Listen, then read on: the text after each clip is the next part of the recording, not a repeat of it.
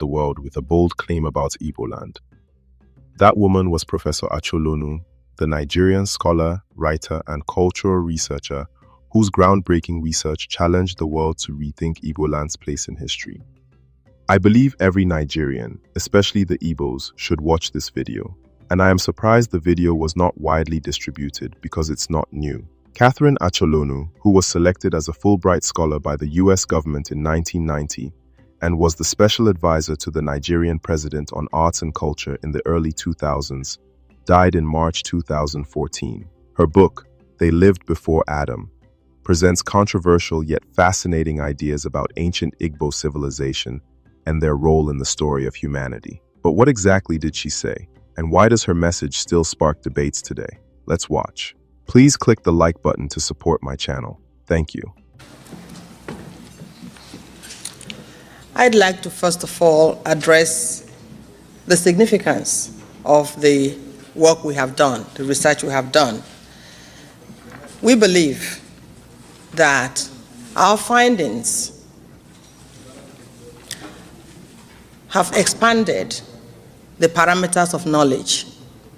We believe that our findings call for another look at the history of mankind. We believe that it is important that history be rewritten so that Africa's place, Black Africa's place in it, will be ensured. The contributions of Black Africans towards the making of world civilizations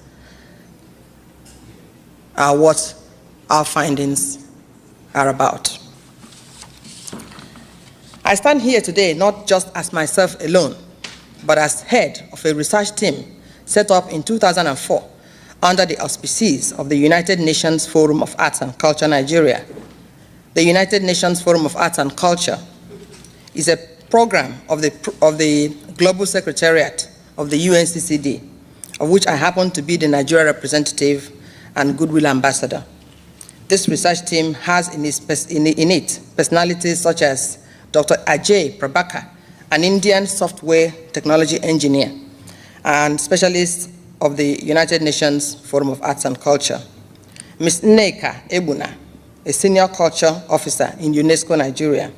Honorable Edi Olumba, an applied arts specialist and a distinguished alumnus of Manhattanville College, Purchase, New York, the art and culture consultant of United Nations Forum of Arts and Culture. These are a few of those I will name among our research team.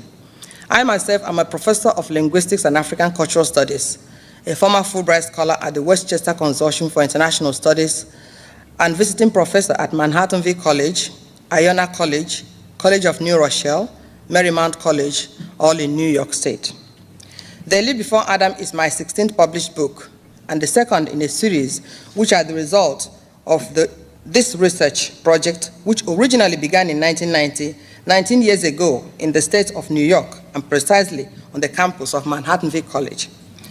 Therefore, on behalf of my co-authors and co-researchers and myself, we express our gratitude to the U.S. State Department, to the Fulbright Organization, and to the Westchester Consortium for International Studies for this support I received between 1989, when I discovered and published the Igbo roots of African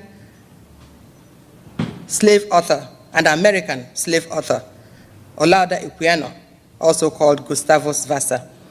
And 1991, when these institutions I've mentioned granted me the honor of enjoying their hospitality and support as U.S. international visitor and as a Fulbright scholar in residence here in New York.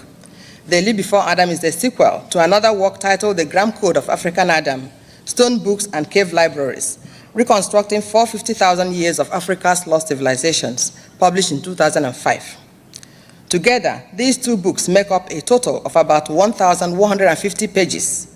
To underscore its importance, the Gram Code of African Adam, when it was published, was presented to the world on the 25th of September 2005 by the then President of the Federal Republic of Nigeria, Chief Olusegun Obasanjo, represented by the Minister of Culture and Tourism, Ambassador Frank Ogbewu. I am here on the invitation of the Harlem Book Fair, the largest black book fair in the world, to present our new book, They Lived Before Adam. Its findings, the prehistoric origins of the Igbo. Right, this Pulse Media Services. In fact, this is a mind-boggling information and fact that a lot of Igbo people speaking should know about. Now, information is from this author who has made her research and come up with a very good write-up and publication about the Igbo people. Now, he stated that Igbos have long lived as far as you may want to know. But of course, I'm not going to state it here. I want you to watch the entire video and see for yourself. And then you, based on the fact given, yourself can Google and then do some a kind of research on whether this particular woman is saying the truth about the Igbo people. He said the Igbo people have lived for some times, and that time she stated in a book is mind-boggling. It's almost as being that the Igbos have been existing from almost as far back as almost the beginning of the world. So I want to go through it yourself, make your finding, make your research, and then come up with your own conclusion on the subject matter. Then hit the comment section. Let me know what you feel. How true is this information from this woman? Is this woman saying the right thing about the Igbo speaking people?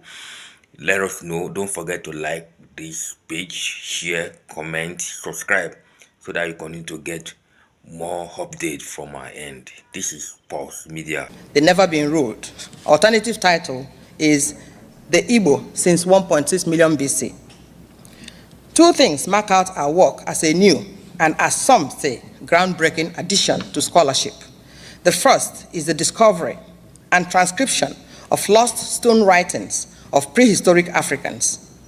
These inscribed stones, located in southern Nigeria in a very rural place called Ikom in Cross River State, have been attracting international researchers since the colonial days, but we were the first to see their inscriptions as a form of writing and to actually isolate and transcribe some of its letters. Another series of stone inscriptions called Ogam, found in Ireland, which many linguists have been struggling with for decades, were also transcribed by our team into an African language still spoken today in Nigeria. In fact, some Ogam inscriptions were found in West Virginia in USA.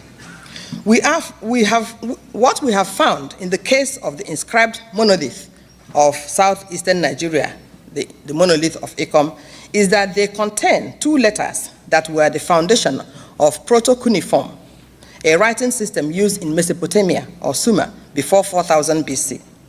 The letters in question are the letter Ki and the letter Shi, the first and the last of the old Sumerian orthography.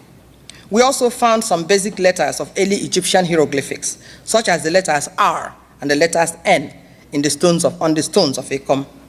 But the majority of the letters on the stones are from a Dravidian Indian language called Malayalam, as well as symbols now recognized as universal due to the fact that they now form the root of most cultures, religions, and sciences in the world.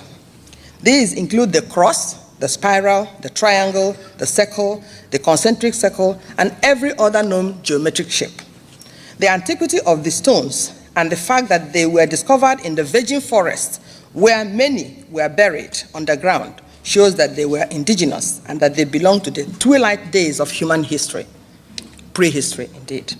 Oral tradition of the natives of Ikom say that the inscriptions were executed by the Stone Age people, the first humans to inhabit the area, and that they were invented by the first mother of humankind. They call this first mother Shisha, and say that she was the first woman to have borne a child by pregnancy, and that her first child was a boy, through whom sin and death came into the world.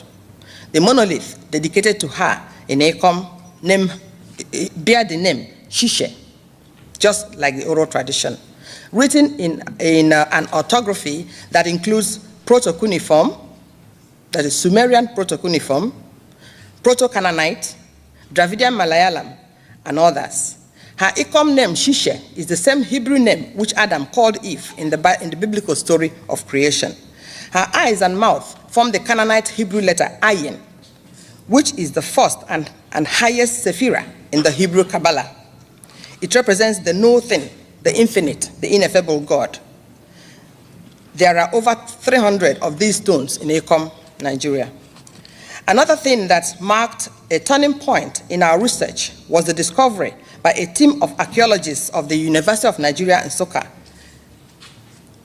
of early Stone Age hand axes and other stone implements belonging to the time zone of 1.6 million BC to 500,000 BC.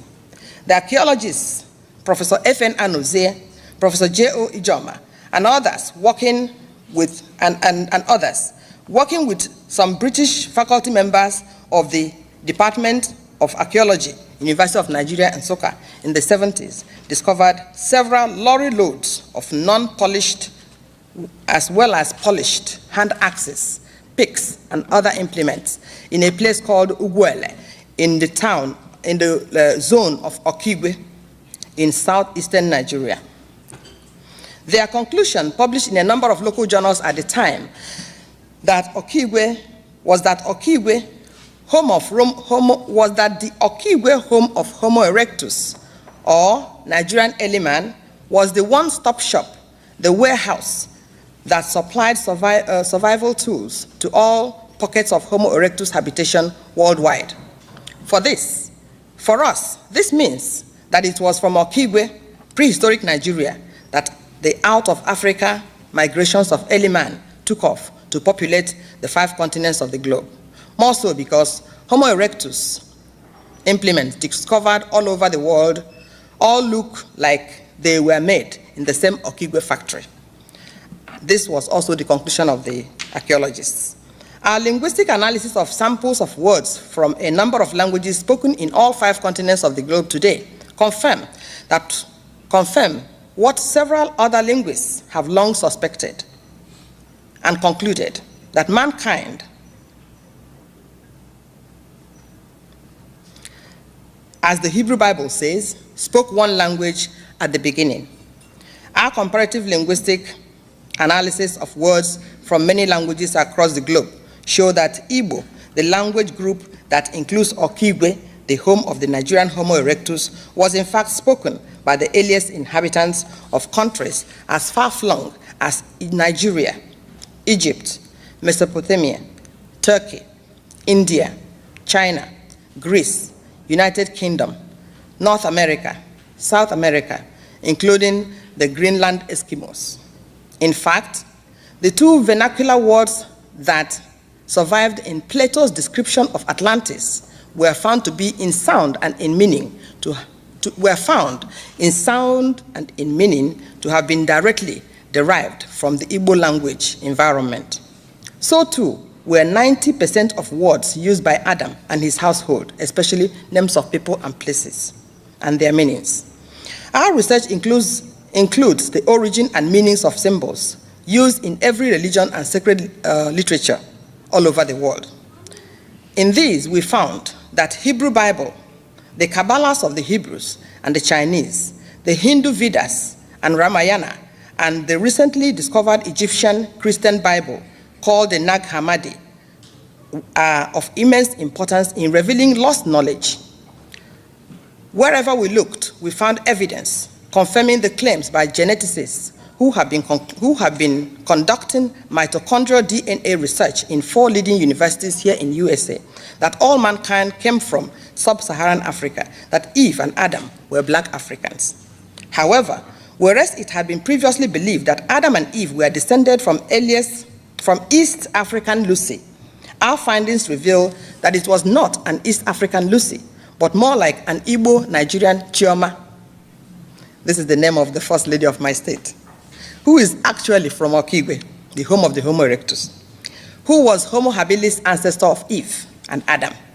So what I'm saying is that it was not Eve, it was not Lucy, but rather a Nigerian Chioma, an Igbo Chioma, who was the ancestor, the Homo habilis ancestor of Homo erectus, who did the out of Africa migrations. We say this because research conducted by French paleontologists, led by Professor Michael Brunet, revealed that Australopithecus, the direct ancestor of Homo erectus, the ancestor of Homo sapiens, or Adam, lived at the Nigeria-Chad basin 7 million years, predating Lucy and even her newfound ancestors by a whopping 2 to 4 million years. This again confirms what Igbo oral traditions tell us, that we did not come from anywhere, that we are autochthons, that we are children of evolution, the uncreated, the never been ruled, the kings and queens of the earth and its peoples. Thus, Igbo oral traditions confirm the findings of geneticists that by 280,000 BC, human evolution was interrupted, and Adam, a hybrid, was created through the process of genetic engineering. However, our findings reveal that the creation of Adam was a downward climb on the evolutionary ladder because he lost his divine essence. He became divided, no longer whole or wholesome. All over Africa and in ancient Egyptian records, oral and written traditions maintain that Homo erectus people were heaven beings and possessed mystical powers such as telepathy, levitation, bilocation, that their words could move rocks and mountains and change the course of rivers. Adam lost all that when his right brain was shut down by those who made him, created him. The direct descendants of Homo erectus were the small dwarfs who were the heroes of folk tales in every part of the world. It was they who founded and sustained Igbo civilization, where they continued to function till they were driven out by colonialists only recently. It was they who transported Igbo language and culture to all corners of the globe.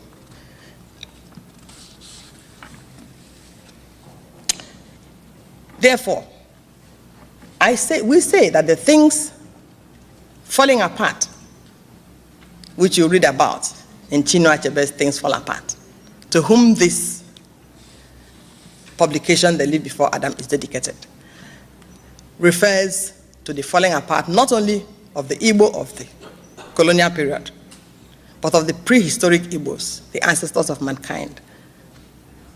Adam, who was taken from his Nigerian ancestry and moved and changed and altered and made to become less than his ancestry. The significance of the research work, this research work confirms both theories of evolutionism as well as creationism. That these two theories played some part in the development of the human species.